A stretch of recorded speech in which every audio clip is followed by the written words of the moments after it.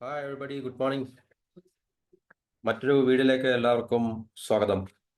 നമ്മൾ ഇപ്പോൾ ജിയോ പൊളിറ്റിക്സിലെ ഏറ്റവും വളരെ പ്രധാനപ്പെട്ട ഒരു വിഷയമാണ്. അതായത് ട്രംപ് അധികാരത്തിൽ വന്നതിന് ശേഷം എസ്പെഷ്യലി നമ്മൾ യുദ്ധങ്ങൾ അല്ലെങ്കിൽ യുദ്ധത്തിന് സമാനമായിട്ടുള്ള സാഹചര്യങ്ങളെ ഒഴിവാക്കി നിർത്തിക്കഴിഞ്ഞാൽ പിന്നെ ഏറ്റവും കൂടുതൽ പ്രാധാന്യമുള്ളത് പിന്നെ ജിയോ പൊളിറ്റിക്സിലെ ഇക്കണോമിക്സിനാണ്, അല്ലെങ്കിൽ സമ്പദ് വ്യവസ്ഥയുമായി ബന്ധപ്പെട്ട സാമ്പത്തികമായിട്ടുള്ള വിഷയങ്ങളാണ്. അതായത് ട്രംപിന്റെ ടാരിഫ്, അതായത് മറ്റ് രാജ്യങ്ങൾക്കെതിരെ ശക്തമായിട്ടുള്ള ടാരിഫ് ഏർപ്പെടുത്തുന്നതിനെ കുറിച്ചുള്ള ഒരു വിഷയം ഇപ്പോഴും അത് ആഗോളതലത്തിൽ അത് സോൾവ് ചെയ്യപ്പെട്ടിട്ടില്ല. ട്രംപ് വന്ന് നല്ല ഒരു ഡിസ്റപ്ഷൻ തന്നെയാണ് സംഭവിച്ചിട്ടുള്ളത്, അല്ലെങ്കിൽ സംഭവിച്ചുകൊണ്ടിരിക്കുന്നത്. അപ്പം അതിനകത്തിൽ നമ്മൾ നേരത്തെ ചെയ്ത വീഡിയോക്കകത്തിൽ ഇപ്പം ചൈനയും ഇന്ത്യയും തമ്മിൽ സൗഹൃദപരമായിട്ടുള്ള ഒരു ബന്ധം മുന്നോട്ട് കൊണ്ടുപോകുവാൻ ഇരു രാജ്യങ്ങളും ബ്രിക്സ് സമ്മിറ്റിൽ കഴിഞ്ഞ വർഷം അവർ ചർച്ച ചെയ്യുകയും അത് സമ്മതിക്കുകയും അപ്പം അതിൻ്റെ കൂടുതൽ മേഖലകളിലേക്ക് അത് വ്യാപിപ്പിക്കാനുള്ള ചർച്ചകളൊക്കെ നടന്നുകൊണ്ടിരിക്കുകയാണ്. അപ്പം അന്ന് നമ്മൾ പറഞ്ഞൊരു കാര്യം, ട്രംപിന്റെ വരവോടുകൂടി പറഞ്ഞ ചൈനയ്ക്ക് മേൽ ശക്തമായിട്ടുള്ള സാമ്പത്തിക സമ്മർദ്ദങ്ങൾ ടാരിഫ് ഏർപ്പെടുത്തുന്നതിൻ്റെ അടിസ്ഥാനത്തിൽ ഉണ്ടാവുകയും ചൈനയ്ക്ക് അങ്ങനെ നഷ്ടപ്പെടാൻ പോകുന്ന മാർക്കറ്റ് ഇന്ത്യയുമായിട്ട് കൂടുതൽ സൗഹൃദത്തിലായി കഴിഞ്ഞു. കാരണം ഇന്ത്യ ഓൾറെഡി ഡോക്ലാം വിഷയത്തിലൊക്കെ, അല്ലെങ്കിൽ അതിനുശേഷം ചൈനയുമായിട്ടുള്ള സാമ്പത്തിക ഇക്കണോമിക് റിലേഷൻസിലൊക്കെ ഇന്ത്യ ചില കടുത്ത നിയന്ത്രണങ്ങളൊക്കെ കൊണ്ടുവന്നായിരുന്നു. ചില ഇൻവെസ്റ്റ്മെന്റുകളൊക്കെ ബ്ലോക്ക് ചെയ്യുകയും അതുപോലെ ചില പ്രോഡക്ട്സിനൊക്കെ മേൽ ടാരിഫ് ചുമത്തുകയും അല്ലെങ്കിൽ അതിനെയൊക്കെ ബാൻ ചെയ്യുകയൊക്കെ ചെയ്തു.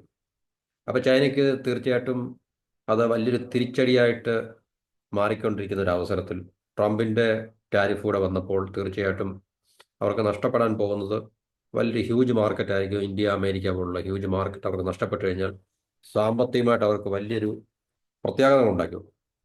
അപ്പോൾ ഇന്ത്യയുമായിട്ട് അവർ ഈ പറഞ്ഞ ഒരു അടുപ്പം കാണിക്കൽ, അതിൻ്റെ അടിസ്ഥാനത്തിൽ നമ്മൾ അന്ന് പറയണ്ടേ, അത് ഇന്ത്യക്ക് തന്നെ ഭയങ്കരമായി ദോഷം ചെയ്യാൻ സാധ്യതയുണ്ട്. കാരണം ചൈനയുടെ ചീപ്പ് പ്രോഡക്ട്സ് എല്ലാ മേഖലകളിൽ നിന്നും ഉള്ളതല്ലെങ്കിൽ തന്നെ ഏകദേശം ഭൂരിഭാഗം മേഖലകളിൽ നിന്നുള്ള ചീപ്പ് പ്രോഡക്ട്സ് ഇന്ത്യൻ മാർക്കറ്റിൽ ഡംപ് ചെയ്യാനുള്ള സാധ്യത വളരെ കൂടുതലാണ് എന്നുള്ള അന്നേ ചർച്ച ചെയ്താണ്. അപ്പോൾ അതിൻ്റെ പ്രത്യാഘാതങ്ങൾ, ഈ ടാരിഫ് ചൈനയുടെ മുകളിൽ ട്രംപ് ഏർപ്പെടുത്തുന്നതിൻ്റെ പ്രത്യാഘാതങ്ങൾ കോൺസിക്വൻസ് അനുഭവിക്കുന്നത് മറ്റു രാജ്യങ്ങളായിരിക്കും എന്നുള്ള അത് സംശയമൊന്നുമില്ല. കാരണം ഈ നഷ്ടപ്പെട്ട മാർക്കറ്റുകളെ ചൈനയ്ക്ക് തീർച്ചയായിട്ടും അവരുടെ പ്രൊഡക്ഷൻ നിർത്തുവാൻ സാധിക്കത്തില്ല. ഇപ്പോൾ ചൈനയിൽ നമുക്കറിയാം എല്ലാം മാസീവായിട്ടുള്ള അല്ലെങ്കിൽ ലാർജ് സ്കെയിലുള്ള പ്രൊഡക്ഷനാണ്. അതായത് ഓട്ടോമൊബൈൽ ആയാലും ശരി, ഇലക്ട്രോണിക്സ് ആയാലും ശരി, മൊബൈൽ ആയാലും ശരി, ഈവൻ ടോയ്സ് ആയാലും ശരി, സ്റ്റീൽ ആയാലും ശരി, അല്ലെങ്കിൽ അലൂമിനിയം ആയാലും ശരി, എന്തുതന്നെയായാലും ശരി, പാർട്സ്, കോമ്പണൻസ്, റോ മെറ്റീരിയൽസ്, ഇതെല്ലാം തന്നെ മാസീവായിട്ടുള്ള സ്കെയിലാണ് ചൈന പ്രൊഡ്യൂസ് ചെയ്യുന്നത്. അപ്പോൾ അവർക്ക് ഈ പ്രൊഡക്ഷനെ ഒരിക്കലും നിർത്താൻ സാധിക്കത്തില്ല. കാരണം അത് അവരുടെ എക്കോണമിയെ പൂർണ്ണമായിട്ട് ഹോൾഡ് ചെയ്യുന്നൊരു രീതിയായിരിക്കും. അത് ലോകത്തിനും ഗുണകരമല്ല. കാരണം ചൈനീസ് പ്രോഡക്ട്സിനെ ഡിപ്പെൻഡ് ചെയ്ത് തന്നെയാണ് മറ്റെല്ലാ എക്കോണമീസും മുമ്പോട്ട് പോകുന്നത്. ഫിനിഷ് പ്രോഡക്ട്സ് ആയാലും ശരി, കൺസ്യൂമർ ഗുഡ്സ് ആയാലും ശരി, റോ മെറ്റീരിയൽസ് ആയാലും ശരി, കമ്പോണൻസ്, പാർട്സ്, ഇതെല്ലാം തന്നെ വ്യത്യസ്തമായിട്ടുള്ള മേഖലകളിൽ ഈ പറഞ്ഞ കാര്യങ്ങളെല്ലാം തന്നെ ചൈനീസ് എക്കോണമിയെ, അല്ലെങ്കിൽ ചൈന എന്ന് പറയുന്ന രാജ്യത്തെ ഡിപ്പെൻഡ് ചെയ്താണ് ഇന്ത്യ പോലും, ഈവൻ അമേരിക്ക പോലും അവർ അവരുടെ എക്കോണമി റൺ ചെയ്യുന്നത്. അപ്പോൾ അതിൻ്റെ അടിസ്ഥാനത്തിൽ ഈ മാനുഫാക്ചറിങ് പ്രോസസ്സ്, ഈ ലാർജ് സ്കെയിലുള്ള മാസീവായിട്ടുള്ള മാനുഫാക്ചറിങ് സ്റ്റോപ്പ് ചെയ്യാൻ സാധിക്കത്തില്ല. കാരണം അത് ആഭ്യന്തരമായിട്ട് തന്നെ ചൈനയ്ക്ക് വലിയ വിഷയം ഉണ്ടാകും. കാരണം പ്രൊഡക്ഷൻ നിന്ന് കഴിഞ്ഞാൽ, അല്ലെങ്കിൽ പ്രൊഡക്ഷന് ഗണ്യമായിട്ടുള്ള കുറവുണ്ടായി കഴിഞ്ഞാൽ അവിടെ ഡൊമസ്റ്റിക്കായുള്ള വിഷയങ്ങൾ, കാരണം ജനങ്ങളുടെ ഭാഗത്തു നിന്നുള്ള, കാരണം ജനങ്ങൾക്ക് ജോലി നഷ്ടപ്പെടുകയും വരുമാനം നഷ്ടപ്പെടുകയും, കാരണം ഇപ്പോഴും ചൈനീസ് ഫാക്ടറികളിൽ മില്യൺസ് ഓഫ് പീപ്പിളിനെ അവർ എംപ്ലോയ് ചെയ്തിട്ടുണ്ടല്ലോ. അപ്പോൾ അവർക്കൊക്കെ തൊഴിൽ നഷ്ടപ്പെടുകയാണെങ്കിൽ ചൈനയിൽ വലിയ ആഭ്യന്തരമായിട്ടുള്ള പ്രശ്നങ്ങൾ, അതിപ്പോൾ ഏതൊരു രാജ്യത്തും നമുക്ക് അങ്ങനെ കാണാൻ സാധിക്കുമല്ലോ. തൊഴിൽ നഷ്ടപ്പെടുകയും ജനങ്ങൾക്ക് ജീവിക്കാനുള്ള സൗകര്യങ്ങളിൽ കുറവ് വരികയൊക്കെ ചെയ്യുമ്പോൾ ആഭ്യന്തരമായിട്ടുള്ള പ്രശ്നങ്ങൾ തീർച്ചയായിട്ടും ഉണ്ടാകാം. അപ്പോൾ അതിനെ മുതലെടുക്കാൻ ലോകരാജ്യങ്ങൾ പലതും കാത്തിരിക്കുകയും ആണ്, പല രീതിയിൽ പല രാജ്യങ്ങളിലും. അപ്പോൾ ചൈനയ്ക്ക് എന്തെങ്കിലും ആ പ്രൊഡക്ഷൻ ഹോൾഡ് ചെയ്യാൻ സാധിക്കത്തില്ല. അപ്പോൾ അവർക്ക് നഷ്ടപ്പെട്ട മാർക്കറ്റിനെ കോമ്പൻസേറ്റ് ചെയ്യാൻ വേണ്ടി മറ്റു മാർക്കറ്റുകളിലേക്ക് കൂടുതൽ അവരുടെ പ്രോഡക്ട്സിനെ ചീപ്പായിട്ടുള്ള സബ്സിഡൈസ്ഡ് ആയിട്ടുള്ള പ്രോഡക്ട്സിനെ ഡംപ് ചെയ്യുക എന്നുള്ളതാണ് അവർക്ക് പിന്നെ അവരുടെ മുമ്പിലുള്ള ഏറ്റവും പ്രധാനപ്പെട്ട ഒരു മാർഗ്ഗം എന്നുള്ളത്. അപ്പം അങ്ങനെ അതിൻ്റെ ദൂഷ്യഫലം ഇപ്പോൾ അനുഭവിക്കുന്നത് മിഡിൽ ഈസ്റ്റിൽ സൗദി, UAE, ടർക്കി എന്ന് പറയുന്ന പ്രധാനപ്പെട്ട 3 രാജ്യങ്ങൾ ആണ് എന്നാണ് നമുക്ക് ഈ റിപ്പോർട്ടിൽ കൂടെ നമുക്കിപ്പോൾ ഏഹ്, പറയാൻ ആഗ്രഹിക്കുന്നത്. ടർക്കിയിലും ഗൾഫ് സ്റ്റേറ്റിലും സൗദിയിലും UAE-യിലും ഒക്കെ തന്നെ ചൈനയുടെ എക്സ്പോർട്സ് വളരെയധികം കൂടി വരികയാണ്. പ്രത്യേകിച്ച് US ചൈനയ്ക്ക് മുകളിൽ ഈ ടാരിഫ് ഏർപ്പെടുത്തിയതിനു ശേഷം. അപ്പോൾ ഈ പറഞ്ഞ രാജ്യങ്ങളിലേക്ക് തന്നെ പ്രത്യേകിച്ച് സൗദിയുടെയും ടർക്കിയുടെയൊക്കെ അവരൊക്കെ മാനുഫാക്ചറിങ് അവരുടെ സെക്ടറൊക്കെ ഭയങ്കരമായിട്ട് ശക്തിപ്പെടുത്തിക്കൊണ്ടിരുന്നൊരു കാലഘട്ടമാണ്. അല്ലെങ്കിൽ അവർക്ക് അങ്ങനെയുള്ള അംബീഷൻ ഉണ്ട്, ആഗ്രഹമുണ്ട്. അപ്പോൾ അതിനൊക്കെ വൻ തിരിച്ചടിയാകും എന്നുള്ളതിനെക്കുറിച്ചാണ് ഈ റിപ്പോർട്ടിൽ പറയുന്നത്. അപ്പം ഈ പറഞ്ഞ ട്രേഡ് വാർ, അമേരിക്കയും ചൈനയും തമ്മിൽ ട്രേഡ് വാർ, പിന്നെ അത് ഗൾഫ് സ്റ്റേറ്റിൽ മാത്രമല്ല, ഞാൻ പറഞ്ഞല്ലോ ഇന്ത്യയിലും അല്ലെങ്കിൽ മറ്റ് ആസിയൻ രാജ്യങ്ങളിലും മറ്റ് ജപ്പാൻ ഇതുപോലുള്ള രാജ്യങ്ങളെല്ലാം തന്നെ ഈ ഭീഷണി, യൂറോപ്പ് ഇതുപോലുള്ള രാജ്യങ്ങളെല്ലാം തന്നെ ഈ ഭീഷണി നേരിടാനുള്ള സാധ്യതകൾ ഉണ്ട്. അതിനകത്ത് യാതൊരു മാറ്റവും ഉണ്ടാകാനുള്ള സാധ്യതയില്ല. കാരണം ചൈന അവരുടെ നയങ്ങളും തന്ത്രങ്ങളും നടപടിക്രമങ്ങളും എല്ലാം മാറ്റി. ഇപ്പോൾ അവരുടെ പഴയ അഗ്രസീവായിട്ടുള്ള പോസ്റ്റേഴ്സ് എല്ലാം മാറ്റി എല്ലാ രാജ്യങ്ങളോടും ഒരു മിതത്വം പാലിക്കുകയും സമവായത്തിന് വേണ്ടി അവർ ശ്രമിക്കുകയൊക്കെ ചെയ്തിട്ടുണ്ട്. കാരണം അവർക്കറിയാം നഷ്ടപ്പെടാൻ പോകുന്ന മാർക്കറ്റ് അല്ലെങ്കിൽ ആ ഇക്കണോമിക് പ്രോഫിറ്റ് അവർക്ക് അത് മറ്റു രീതിയിൽ കോമ്പൻസേറ്റ് ചെയ്യാൻ വേണ്ടി ഇന്ത്യ പോലുള്ള രാജ്യങ്ങളുമായിട്ട് കൂടുതൽ അവർ അടുക്കുവാൻ ശ്രമിക്കുകയും അങ്ങനെ നമ്മുടെ മാർക്കറ്റിനെ കൂടുതൽ അവർക്ക് എക്സ്പ്ലോയിറ്റ് ചെയ്യാനും എക്സ്പ്ലോർ ചെയ്യാനും ഒക്കെ വേണ്ടിയാണ് അവർ ഈ കാണിക്കുന്ന ഒരു പോളിസി ചേഞ്ച് നടന്നത്. അപ്പോൾ ചൈനയുടെ മണ്ടയ്ക്ക് ഏകദേശം എല്ലാ സാധനങ്ങളുടെ മണ്ടയ്ക്ക് 20% ട്രംപ് ടാരിഫ് ഏർപ്പെടുത്തി കഴിഞ്ഞു. പിന്നെ മെക്സിക്കോ, കാനഡ, പിന്നെ EU, യൂറോപ്യൻ യൂണിയൻ ഇതുപോലുള്ള രാജ്യങ്ങളുടെ മുകളിലും, അതുപോലെ സ്റ്റീൽ ആൻഡ് അലൂമിനിയം ഇതുപോലുള്ള മേഖലകളിലെല്ലാം തന്നെ ട്രംപ് വളരെ ശക്തമായിട്ടുള്ള കർശനമായിട്ടുള്ള നിലപാടുകളാണ് എടുത്തുകൊണ്ടിരിക്കുന്നത്. അപ്പം അങ്ങനെയുള്ള സാഹചര്യത്തിലാണ് ഈ പറഞ്ഞ ചൈനീസ് മാനുഫാക്ചറേഴ്സിന് മറ്റ് മാർഗങ്ങൾ അവർക്ക് തേടിയേ പറ്റത്തുള്ളൂ. അപ്പം അങ്ങനെ മറ്റു മാർഗങ്ങൾ തേടുമ്പോൾ ഈ പറഞ്ഞ ചൈനയ്ക്കെതിരെയുള്ള അമേരിക്കയുടെ ട്രേഡ് വാറിൻ്റെ ദൂഷ്യഫലങ്ങൾ അനുഭവിക്കുന്നത് ഗ്ലോബൽ സൗത്തിലെ രാജ്യങ്ങളായിരിക്കും. ഗ്ലോബൽ സൗത്ത് എന്ന് പറയുമ്പോൾ ഈ അമേരിക്ക, വെസ്റ്റേൺ രാജ്യങ്ങൾ അല്ല, ഡെവലപ്ഡ് ആയിട്ടുള്ള രാജ്യമല്ല, ഇന്ത്യ പോലുള്ള ഡെവലപ്പിംഗ് നേഷൻസ്, അത് സൗദി അറേബ്യയും ടർക്കിയും എല്ലാം അതിനകത്ത് തന്നെ വരും. ഗ്ലോബൽ സൗത്ത് എന്ന് പറയും. ഗ്ലോബൽ നോർത്തും ഗ്ലോബൽ സൗത്തും. ഇപ്പോൾ ഗ്ലോബൽ നോർത്തിലാണ് ഏറ്റവും കൂടുതൽ ഡെവലപ്ഡ് ആയിട്ടുള്ള ഇപ്പോൾ യൂറോപ്യൻ രാജ്യങ്ങളും അമേരിക്ക അല്ലെങ്കിൽ കാനഡ, ഈവൻ ജപ്പാനൊക്കെ ഗ്ലോബൽ നോർത്തിൽ വരുന്നതായിരിക്കണം, കാരണം ഡെവലപ്ഡ് രാജ്യമായതുകൊണ്ട്. ഇന്ത്യ പോലുള്ള രാജ്യങ്ങളൊക്കെയാണ്, പാകിസ്ഥാൻ അല്ലെങ്കിൽ ഈവൻ ചൈന പോലും ഗ്ലോബൽ സൗത്തിലാണ് വരുന്നത് ശരിക്കും പറഞ്ഞാൽ. അപ്പം ട്രംപ് പറയുന്നത് ചൈനയുടെ ചീപ്പ് സബ്സിഡൈസ്ഡ് പ്രോഡക്ട്സ് അല്ലെങ്കിൽ സാധനങ്ങളെല്ലാം തന്നെ അമേരിക്കൻ മിഡിൽ ക്ലാസിൻ്റെ ജോബ് നഷ്ടമാകാനും ശരിയാണ്.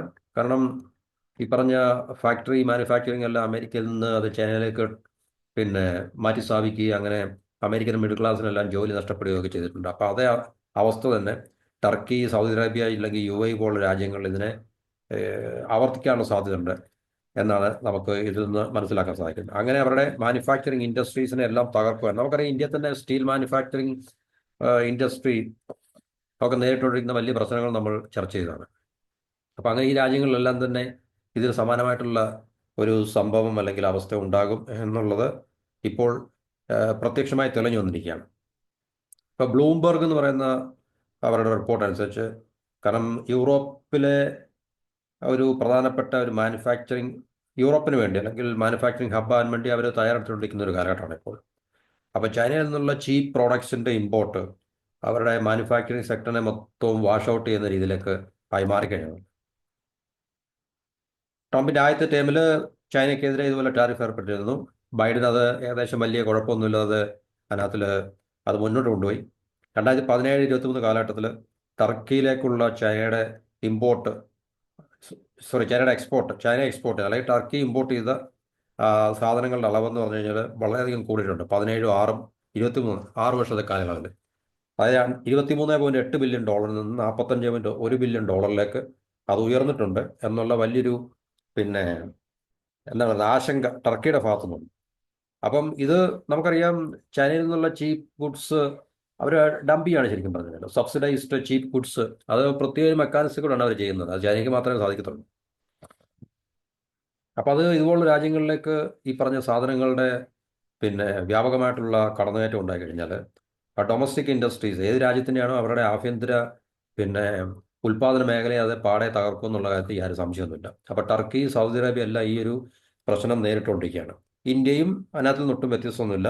ഇനിയിപ്പോൾ നമുക്ക് ഇപ്പോഴൊന്നും പറയാൻ സാധിക്കത്തില്ല. ഇന്ത്യയും ചൈനയും തമ്മിൽ ഈ കഴിഞ്ഞ ദിവസം ചൈന പറഞ്ഞിരുന്നു ഇന്ത്യയിൽ നിന്ന് കൂടുതൽ സാധനങ്ങൾ ഇമ്പോർട്ട് ചെയ്യാൻ തയ്യാറാണെന്നൊക്കെ പറഞ്ഞു. പക്ഷേ എന്നിരുന്നാലും നമുക്കിനി വരുന്ന മുന്നോട്ടുള്ള കാലഘട്ടത്തിൽ മാത്രമേ ഇതിനകത്ത് ഇന്ത്യക്ക് എത്രമാത്രം പ്രയോജനം ഉണ്ടാകുന്നു എന്ന് മാത്രം. പക്ഷേ എനിക്ക് തോന്നുന്നില്ല. കാരണം ഒട്ടുമിക്ക എല്ലാ മേഖലകളിൽ നിന്നും നമ്മളുടെ ചൈനീസ് സാധനങ്ങൾ തന്നെയാണ് നമുക്ക് മേടിക്കുവാൻ കഴിയുന്നത്. അപ്പം ചൈന ഇന്ത്യയിലോട്ടുള്ള ട്രേഡിൻ്റെ അളവും വ്യാപ്തിയും കൂടാനുള്ള സാധ്യത മാത്രമേ ഉള്ളൂ. അങ്ങനെ ഇന്ത്യയിൽ ഈ പ്രശ്നം ഇത് നിലനിൽക്കാനോ അല്ലെങ്കിൽ കൂടുതൽ രൂക്ഷമാകാനുള്ള സാധ്യത നമുക്ക് തള്ളിക്കളയാൻ സാധിക്കത്തില്ല.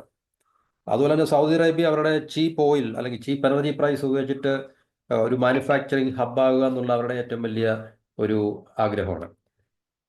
കാരണം ഇൻഡസ്ട്രിയലൈസേഷന് ഏറ്റവും പ്രധാനപ്പെട്ട ഘടകമാണ് എനർജി എന്ന് പറഞ്ഞാൽ. അപ്പോൾ അത് ചീപ്പായിട്ട് സൗദി തന്നെ അവരുടെ പ്രൊഡക്ഷൻ ഉള്ളതുകൊണ്ട് ഇപ്പം നമ്മളെപ്പോലുള്ള ലോകരാജ്യങ്ങൾക്ക് അത് വൻ വില കൊടുത്ത് മേടിക്കുന്നതിന് പകരം ചൈനയ്ക്ക് അവർ സ്വന്തമായി ഉൽപ്പാദിപ്പിക്കുന്ന സാധനമായതുകൊണ്ട് ചീപ്പായിട്ട് ഓയിൽ കിട്ടും, എനർജി കിട്ടും. അപ്പോൾ അത് ഉപയോഗിച്ച് അവരുടെ ഇൻഡസ്ട്രിയലൈസേഷനെ സ്പീഡപ്പ് ചെയ്യാൻ സാധിക്കും.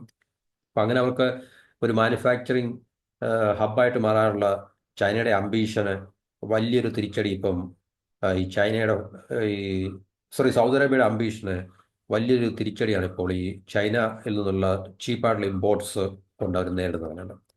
ഇപ്പോൾ 2017-21 കാലഘട്ടത്തിൽ സൗദിയിലേക്കുള്ള ചൈനയുടെ എക്സ്പോർട്ട് അല്ലെങ്കിൽ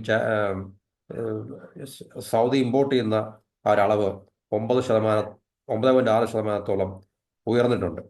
ഗ്ലോബൽ മറ്റു രാജ്യങ്ങളൊക്കെ എടുത്ത് നോക്കുമ്പോൾ 4.3% ആണെങ്കിൽ സൗദി എസ്പെഷ്യലി ഇൻഡിവിജ്വലായിട്ട് അവരുടെ ചൈനയിൽ നിന്നുള്ള ഇമ്പോർട്ട് 9.6%, ഏകദേശം 6 വർഷത്തിനുള്ളത് കൂടിയിട്ടുണ്ട്. അപ്പോൾ ഇതെല്ലാം കാണിക്കുന്നത് ചൈനയിൽ നിന്നുള്ള ഇത് ട്രംപിൻ്റെ ആദ്യത്തെ വരവോടുകൂടി തന്നെയാണ് ഇതെല്ലാം സംഭവിച്ചത്. അതിനുശേഷമാണ് ഇതെല്ലാം സംഭവിച്ചത്. അപ്പോൾ ഈ ടാരിഫ് വാർ ശരിക്കും പറഞ്ഞു കഴിഞ്ഞാൽ അല്ല ട്രേഡ് വാർ ഇതുപോലുള്ള രാജ്യങ്ങളാണ് ഏറ്റവും കൂടുതൽ പ്രതികൂലമായി ബാധിക്കുന്നത് എന്നുള്ളതിൻ്റെ ഏറ്റവും ബെസ്റ്റ് എക്സാമ്പിളാണ് നമുക്കിതിനകത്ത് നിന്ന് മനസ്സിലാക്കാൻ സാധിക്കുന്നത്. സൗദി അറേബ്യയെ സംബന്ധിച്ച്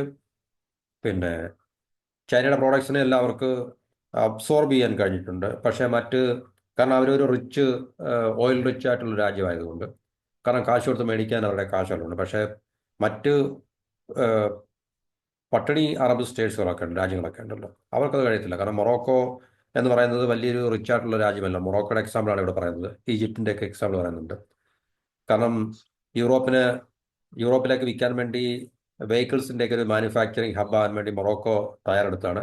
പക്ഷേ ഈ ചൈനയിൽ നിന്നുള്ള ഇലക്ട്രോണിക് വെഹിക്കിൾസിൻ്റെയൊക്കെ ചീപ്പ് ഇമ്പോർട്ട് ആ ഒരു അവരുടെ അംബീഷനെ തകർത്ത് കളഞ്ഞുകൊണ്ടിരിക്കുകയാണ്. അവർ ഈജിപ്തിൻ്റെ കാര്യവും ഏറ്റവും പ്രധാനപ്പെട്ട ഒരു ഭീഷണി നേരിടുന്ന ഒരു രാജ്യമാണ് ഈ ഈജിപ്ത് എന്ന് പറഞ്ഞാൽ. അവരുടെ കറൻസി ക്രൈസിസ് അത് എല്ലാം തന്നെ അവരുടെ മാനുഫാക്ചറിങ് ബേസിനെ വല്ലാതെ നശിപ്പിച്ചുകൊണ്ടിരിക്കുക, ഡിസ്ട്രോയ് ചെയ്തുകൊണ്ടിരിക്കുകയാണെന്നും. അപ്പം അങ്ങനെ എല്ലാ രാജ്യങ്ങളും ശരിക്കും പറഞ്ഞു കഴിഞ്ഞാൽ ഈ ചൈനയിൽ നിന്നുള്ള ഈ ഒരു വൻ ഭീഷണി നേരിട്ടുകൊണ്ടിരിക്കുന്നതാണ്. സൗദി അറേബ്യയും UAEയും ടർക്കിയും എല്ലാം തന്നെ വളരെ ചൈനയിൽ നിന്നുള്ള മെഷീനറി, ഇതുപോലെ ഇലക്ട്രിക്കൽ ആൻഡ് ഇലക്ട്രോണിക് ഇമ്പോർട്ട്സ്, ഇതിലൊക്കെ വൻ വർധനമാണ് ഈ രാജ്യങ്ങളിലേക്ക് ഉണ്ടായിട്ടുള്ളതാണ്. ഈ ഗൾഫ് സ്റ്റേറ്റ് രണ്ടും, അതായത് UAEയും സൗദിയും പ്രത്യേകിച്ച് ചൈനയിൽ നിന്ന് ഇറക്കുമതി ചെയ്തിട്ടുള്ള ഈ കാറുകളുടെ വെഹിക്കിൾസിൻ്റെ ഈ അളവിലൊക്കെ വൻതോതിൽ ഈ രണ്ട് രാജ്യങ്ങളും വൻതോതിൽ അവർ ഇറക്കുമതി ചെയ്യുന്നുണ്ട്. അപ്പോൾ അതൊക്കെ അവരുടെ ഡൊമസ്റ്റിക് ഇൻഡസ്ട്രി പ്രൊഡക്ഷൻ ഫെസിലിറ്റി അവിടെ ഉണ്ടെങ്കിൽ, പ്രത്യേകിച്ച് സൗദിയിലൊക്കെ ഉണ്ടെങ്കിൽ അതിനെയൊക്കെ വളരെ നെഗറ്റീവായിട്ട് അല്ലെങ്കിൽ എന്താണ് പറയുന്നത്, വളരെ പ്രതികൂലമായിട്ട് പ്രതികൂലമായിട്ട് അവരെ ബാധിക്കുന്ന ഒരു വിഷയമാണ്. സൗദി അറേബ്യ ഈ ചൈനയുടെ ഇലക്ട്രിക് വെഹിക്കിൾസ് വാങ്ങിക്കുന്ന ഒരു കരാർ അവർ ഒപ്പിട്ടുണ്ട്. $5.6 ബില്യൺ. ചൈനയിലുള്ള ഹ്യൂമൻ ഹൊറിസോൺസ് പറഞ്ഞൊരു കാർ മേക്കറുണ്ട്. അപ്പോൾ അവരുമായിട്ട് $5.6 ബില്യൺ ഒരു കരാറ് ഒപ്പിട്ടിട്ടുണ്ട്. അപ്പം തീർച്ചയായിട്ടും ഇത്രയും $1 ബില്യൺ കരാറ് ഒപ്പിടുക എന്ന് പറഞ്ഞു കഴിഞ്ഞാൽ സൗദി അറേബ്യയിലേക്ക് വരുന്ന ചൈനീസ് കാറിൻ്റെ എണ്ണം എന്ന് പറഞ്ഞാൽ നമുക്ക് ഊഹിക്കാൻ പറ്റുന്ന പോലെയല്ല. അപ്പം അങ്ങനെയുള്ളൊരു കാലാവസ്ഥയിൽ സൗദി അറേബ്യയിൽ ഒരു മാനുഫാക്ചറിങ് ഫെസിലിറ്റി ഉണ്ടാക്കിയെടുക്കുക എന്നുള്ളത് വളരെ ബുദ്ധിമുട്ടാണ്. അപ്പം അത് സൗദിയെപ്പോലുള്ള രാജ്യത്തെ വല്ലാതെ പിടിച്ചുലയ്ക്കുന്നുണ്ട്. അപ്പോൾ അങ്ങനെ നോക്കുമ്പോൾ നമുക്ക് വേണമെങ്കിൽ ചോദിക്കാം, എന്തുകൊണ്ട് അങ്ങനെ ഈ രാജ്യങ്ങൾക്ക് ഈ ചൈനയിൽ നിന്നുള്ള പ്രോഡക്ട്സിൻ്റെ മുകളിൽ ഒന്നുകിൽ അതിനെ ബാൻ ഏർപ്പെടുത്തുകയോ അല്ലെങ്കിൽ ടാരിഫ് ഏർപ്പെടുത്തുകയോ ഒക്കെ ചെയ്തു. പക്ഷേ അതിൽ എല്ലാ രാജ്യങ്ങൾക്കും അത് സാധിക്കത്തില്ല. കാരണം ഒരുപക്ഷെ അവർക്ക് ഈ ഒരു പ്രോഡക്റ്റ് ചൈനയിൽ നിന്ന് ഇമ്പോർട്ട് ചെയ്യുന്നതായിരിക്കും വളരെ ചീപ്പ് എന്ന് പറയുന്നത്. വളരെ പിന്നെ വില കുറച്ച് ചൈനയിൽ നിന്ന് ഇമ്പോർട്ട് ചെയ്യുന്നതായിരിക്കും അവരുടെ രാജ്യത്ത് ഉൽപ്പാദിപ്പിക്കുന്നതിനേക്കാളിൽ കോസ്റ്റ് ഇഫക്റ്റീവ്നെസ് അല്ലെങ്കിൽ പ്രൈസിനകത്തിലുള്ള ഒരു ഡിഫറൻസ് അങ്ങനെ ആയിരിക്കും ചിലപ്പോൾ. കാരണം എല്ലാവർക്കും ഈ ഇക്കോണമിയുടെ ഒരു പല പ്രോഡക്ട്സും മെച്ചപ്പെട്ട രീതിയിൽ കോസ്റ്റ് ഇഫക്റ്റീവായിട്ട് പ്രൊഡ്യൂസ് ചെയ്യാൻ എല്ലാ രാജ്യങ്ങൾക്കും സാധിക്കത്തില്ല. അപ്പോൾ ചൈനയെ സംബന്ധിച്ച് അവരൊരു പ്രത്യേക ഇക്കണോമിക് സ്റ്റൈലിലെ മെക്കാനിസം ഉപയോഗിച്ചിട്ട് എല്ലാ പ്രോഡക്ട്സും വളരെ ചീപ്പായിട്ടാണ് അവർക്ക് നിർമ്മിക്കാൻ സാധിക്കുന്നതും ആ ചീപ്പ് പ്രോഡക്ട്സ് ലോക മാർക്കറ്റിലേക്ക് അവർക്ക് ഡംപ് ചെയ്യാൻ സാധിക്കുന്നുണ്ട്. അപ്പം സൗദി അറേബ്യ അമേരിക്കയുടെ ഒരു ലക്ഷറി ഇ വി മേക്കർ, അത് ലൂസിഡ് എന്ന് പറയുന്നത് അവരുമായിട്ട് പാർട്ട്ണർ ചെയ്തുകൊണ്ട് ഏതാണ്ട് 3 ലക്ഷം കാറ് നിർമ്മിക്കുവാൻ അതുപോലെ തന്നെ എക്സ്പോർട്ട് ചെയ്യാനും ചൈനയിലേക്ക് എക്സ്പോർട്ട് ചെയ്യാനൊക്കെ അവർ തീരുമാനിച്ച് കഴിഞ്ഞിട്ടുണ്ട്. അപ്പം ചൈനയിൽ നിന്നുള്ള ഈ ഒരു പിന്നെ കാറിൻ്റെ വരവുകൾ എത്രത്തോളം അത് സാധ്യമാക്കും എന്നുള്ളതിനെക്കുറിച്ച് ചൈന വളരെ ഒരു സൂക്ഷ്മതയുടെ അതിനെക്കുറിച്ച് പരീക്ഷിച്ചുകൊണ്ടിരിക്കുകയാണ് അല്ലെങ്കിൽ പഠിച്ചുകൊണ്ടിരിക്കുകയാണെന്നൊക്കെയാണ് റിപ്പോർട്ട് നമുക്ക് പറഞ്ഞത്. അതുപോലെ തന്നെ ചൈനയുടെ ടർക്കിയുടെ മാനുഫാക്ചറിങ്ങും വളരെ ഈ പറഞ്ഞ അവതാളത്തിലായിട്ടുണ്ട്. ചൈനയിൽ നിന്നുള്ള ഇമ്പോർട്ട് ഒരു സൈഡിൽ കൂടിക്കൊണ്ടിരിക്കുന്നു, മറു സൈഡിൽ നമുക്കറിയാം ടർക്കി അവരുടെ കുറച്ച് നാളായിട്ട് കറൻസി ക്രൈസിസ് നേരിട്ടുകൊണ്ടിരിക്കുന്നത്. കാരണം അവരുടെ പിന്നെ എന്താണ് പറയുന്നത്, കറൻസിയിൽ വൻതോതിലുള്ള ഇടിവ് സംഭവിച്ചുകൊണ്ടിരിക്കുന്നു. അപ്പോൾ ടർക്കിക്ക് വളരെ മെച്ചപ്പെട്ട വിലയിലെ ഇമ്പോർട്ടുകൾ ചെയ്യാൻ വളരെ എക്സ്പെൻസീവ് ആയിരിക്കും ഇമ്പോർട്ട് എന്ന് പറഞ്ഞാൽ. അപ്പോൾ അത് അവരെ കൂടുതൽ പ്രയാസത്തിലാക്കിയിട്ടുണ്ട് എന്നാണ് പറയുന്നത്. ഈ കമ്പോണൻസും പാർട്സും ഒക്കെ അവർക്ക് വാങ്ങിക്കണമെങ്കിൽ വളരെ കൂടുതൽ വില അവർക്ക് നൽകേണ്ടി വരും. അപ്പോൾ ഈ കമ്പോണൻസ്, പാർട്സ്, റോ മെറ്റീരിയൽസ് ഒക്കെ വന്നാൽ മാത്രമേ അവരുടെ മാനുഫാക്ചറിങ് സെക്ടറിൽ അവർക്ക് ഉപയോഗിക്കാൻ പറ്റത്തുള്ളൂ. അപ്പോൾ മാനുഫാക്ചറിങ് സെക്ടറിൽ ഈ പറഞ്ഞൊരു അവസ്ഥ ഫേവറബിൾ അല്ലാത്തതുകൊണ്ട് അവരുടെ മാനുഫാക്ചറിങ് സെക്ടർ വളരെ പിന്നെ എന്താണ് ഒരു സ്ലോ ഡൗൺ ആണ്, അല്ലെങ്കിൽ ഇമ്പ്രൂവ്മെന്റ് ഉണ്ടാകുന്നില്ല എന്നുകൊണ്ട് നമുക്ക് അറിയാൻ പറ്റുന്നൊരു കാര്യമാണ്. അപ്പം ഇത് ഈ പറഞ്ഞ രാജ്യങ്ങളെല്ലാം വല്ലാതെ ബുദ്ധിമുട്ടിക്കുന്നതാണ്. അപ്പം ഇങ്ങനെയുള്ളൊരു പിന്നെ ചൈനയിൽ നിന്നുള്ള അൺകൺട്രോളബിൾ ആയിട്ടുള്ള അല്ലെങ്കിൽ ഈ നിർത്താതെയുള്ള ചീപ്പ് ഇമ്പോർട്ട്സ് ഈ രാജ്യങ്ങളെയൊക്കെ അവരുടെ ഡൊമസ്റ്റിക് എക്കോണമിയെ അവർ ഡിസ്ട്രോയ് ചെയ്യുന്ന തരത്തിലേക്ക് വരികയാണെങ്കിൽ ട്രംപ് ചെയ്ത പോലെ തന്നെ അവർക്കും ഈ പറഞ്ഞ ചൈനയുടെ മുകളിൽ പിനാൽറ്റി അല്ലെങ്കിൽ ടാരിഫ് ഏർപ്പെടുത്തേണ്ടി വരുന്ന ഒരു അവസ്ഥ ചിലപ്പോൾ ഉണ്ടായേക്കാം എന്നാണ് പറയുന്നത്. ഇപ്പം ചൈനയുടെ അയൽ രാജ്യങ്ങളായിട്ടുള്ള ഇപ്പം ഇന്ത്യ തന്നെ നാം പറഞ്ഞില്ലേ, ഇന്ത്യ തന്നെ പല മേഖലകളിൽ ഇപ്പം സ്റ്റീലിൻ്റെ കാര്യത്തിൽ സേഫ് ഗാർഡ് ഡ്യൂട്ടിയൊക്കെ ഏർപ്പെടുത്തുവാൻ വേണ്ടി ഇന്ത്യ തയ്യാറായിട്ടുണ്ട്. അതുപോലെ മറ്റു പല ഇക്കണോമിക് സാങ്ഷൻസും ഒക്കെ ഉണ്ട് ചൈനയുടെ മുകളിൽ. മലേഷ്യ തന്നെ ഏതാണ്ട് 10% അവരുടെ ഒരു ഓൺലൈൻ പർച്ചേസ്, അതായത് ആമസോണിന് പകരം ചൈന ഉണ്ടാക്കിയ ഒരു പിന്നെ ടെമു എന്ന് പറഞ്ഞൊരു സാധനം ഉണ്ടായിരുന്നു. അപ്പോൾ അതിൻ്റെ മുകളിലൊക്കെ വിയറ്റ്നാം സാങ്ഷൻ ഏർപ്പെടുത്തിയിട്ടുണ്ട്. അതുപോലെ മലേഷ്യ ഈ പറഞ്ഞ ചൈനയിൽ നിന്നും online low value goods online purchase ചെയ്യുന്നതിൻ്റെ മുകളിൽ 10% സെയിൽസ് ടാക്സ് ഏർപ്പെട്ടിട്ടുണ്ട്. അപ്പോൾ ഇങ്ങനെ പല രാജ്യങ്ങളും ഈ ചൈനയുടെ ഭീഷണികൾ നേരിട്ടുകൊണ്ടിരിക്കുകയാണ്. അതിനെല്ലാം അവർക്ക് കഴിയുന്ന രീതിയിൽ അതിനെ പ്രതിരോധിക്കുവാനും അല്ലെങ്കിൽ അതിനെ ചൈനീസ് ഉൽപ്പന്നങ്ങളെ നിരോധിക്കുവാനും അല്ലെങ്കിൽ ഉയർന്ന ടാരിഫ് ഏർപ്പെടുത്തുവാനൊക്കെ അവർ ശ്രമിക്കുന്നുണ്ട്. ഇന്ത്യ തന്നെ നമ്മൾ നേരത്തെ ചർച്ച ചെയ്യാണ്.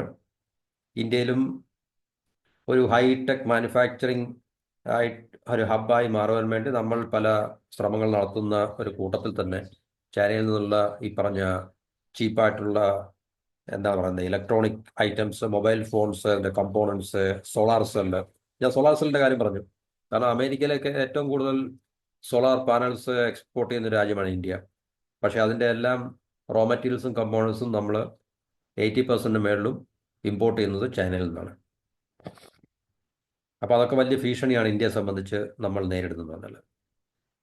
അതുപോലെ തന്നെ aluminium foil, mobile phone components, electrical parts, components, even finish products പോലും ചൈനയിൽ നിന്ന് വളരെ വ്യാപകമായിട്ട് അതിൻ്റെ ഹ്യൂജ് വോളിയമാണ് ഇന്ത്യ ഇമ്പോർട്ട് ചെയ്യുന്നത്. അപ്പോൾ ഇന്ത്യയിലെ ഡൊമസ്റ്റിക് മാനുഫാക്ചറേഴ്സിന് ശരിക്കും പറഞ്ഞു കഴിഞ്ഞാൽ ഒരു ശ്വാസം മുട്ടുന്ന ഒരു അവസ്ഥയാണ്. നമ്മളെ ചോക്ക് ചെയ്യുന്ന രീതിയിലാണ് ശരിക്കും പറഞ്ഞത്. കാരണം ഗവൺമെൻറ്റിൻ്റെ ഭാഗത്തുനിന്ന് കൃത്യമായിട്ടുള്ള നിലപാടില്ല.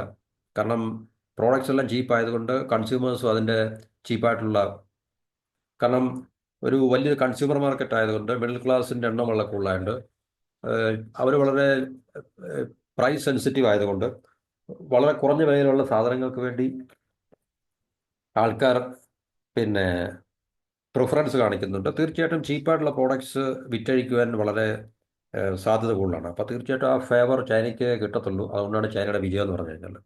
അവർക്കിതെങ്ങനെ ഇത്രയും ചീപ്പായിട്ട് സാധനങ്ങൾ ഗ്ലോബൽ മാർക്കറ്റിൽ ഡംപ് ചെയ്യാൻ സാധിക്കുമെന്ന് ചോദിച്ചു കഴിഞ്ഞാൽ, ഇപ്പോഴും ചൈനീസ് ലേബർ വളരെ ചീപ്പ് ലേബർ തന്നെയാണ്. അതിനകത്തിൽ നേരിയ വ്യത്യാസങ്ങളൊക്കെ ഉണ്ടായിട്ടുണ്ടെങ്കിൽ തന്നെയും ലോകത്തിലെ പല മാനുഫാക്ചറേഴ്സും ഇപ്പോഴും ചൈനയിൽ നിന്ന് വിട്ടുപോകാനോ അല്ലെങ്കിൽ ചൈനയിൽ നിന്ന് അവരുടെ മാനുഫാക്ചറിങ് പ്ലാന്റ് ഒക്കെ റീലൊക്കേറ്റ് ചെയ്യാനോ ഇപ്പോഴും അവർ തീരുമാനമെടുത്തിട്ടുണ്ട്. കാരണം ഇപ്പോഴും ചൈനയിലെ ചീപ്പ് ലേബർ പ്ലെൻറ്റിയാണ്, വളരെയധികം അവൈലബിൾ ആണ്. അപ്പോൾ അതിനെ അവർക്ക് പിന്നെ യൂട്ടിലൈസ് ചെയ്തുകൊണ്ട് അല്ലെങ്കിൽ എക്സ്പ്ലോയിറ്റ് ചെയ്തുകൊണ്ട് തീർച്ചയായിട്ടും ലോ കോസ്റ്റിൽ ഗുഡ്സ് പ്രോഡക്ട്സ് അവർക്ക് മാനുഫാക്ചർ ചെയ്യാൻ സാധിക്കും. അപ്പോൾ അവർക്ക് ലോ കോസ്റ്റിൽ മാനുഫാക്ചർ ചെയ്യാൻ സാധിക്കുന്നുണ്ട്. വേൾഡ് മാർക്കറ്റിൽ അവർക്ക് ലോ പ്രൈസിൽ, പിന്നെ ചൈനീസ് ഗവൺമെൻറ്റിൻ്റെ ഭാഗത്തു നിന്നുള്ള ഹെവി സബ്സിഡിയും അല്ലെങ്കിൽ അതുപോലുള്ള സപ്പോർട്ടുകളൊക്കെ ഉണ്ട്. അപ്പോൾ അതെല്ലാം കൂടെ കണക്കിലെടുക്കുമ്പോൾ അവർക്ക് പിന്നെ വളരെ കുറഞ്ഞ വിലയിൽ അവരുടെ പ്രോഡക്ട്സ് ഗുഡ്സ് എല്ലാം തന്നെ വേൾഡ് മാർക്കറ്റിൽ, ഇന്ത്യൻ മാർക്കറ്റിൽ, അമേരിക്കൻ മാർക്കറ്റിൽ ഒക്കെ തന്നെ അവർക്ക് ഡംപ് ചെയ്യാൻ സാധിക്കും. അപ്പം ഈ സെയിം പ്രോഡക്റ്റ് തന്നെ ഒരു രാജ്യത്തിൻ്റെ ആഭ്യന്തര വിപണിയിൽ ഉണ്ടാക്കുന്നുണ്ടെങ്കിൽ അവരുടെ വില ഇതിനേക്കാളും വളരെ കൂടുതലായിരിക്കും.